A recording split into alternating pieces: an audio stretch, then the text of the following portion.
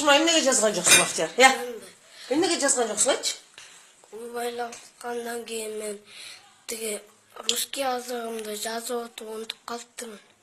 Ошо менен жазбай калдың. Алибек сен эмнеге жазган жоксуң? Мен атам бежак кеткен болчу. Анан койго чакырган болчу. Кечинде кайтадың да, түштө эле кетпедиң беле сабактан. Сенчи Баян?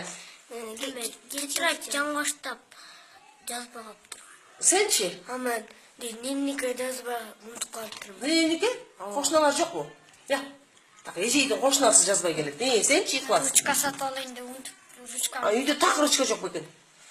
Я, Эрмек сен эмне жазбай келдиң? Мен көзөчү эме моомдор жетишпей, атамдар бир жак кеткен. Анан моома калып калган таниженикине барбай. Анан? Ошо жазбай калып. Барбасаң деле жаза берди, аякка барбасаң деле. Камила. Мен бала карап калгам. Кечки ошого койдуңбу такыр? Бүт сабак жазган жоксуңбу? Жазгам кичине. Сенчи? Унутуп калыптырмын эркин менен кайтып. Я. Эркин менен жазбай калдыңбы? Сенчи, Артур? Койгойталып жазбай калыптырмын. Я. Койгойталып. Сабактан эле кой кайтардыңарбы сразу эле? Я, эмне кылайын, үй тапшырма жазбагандарга дагы 2 эсе бер.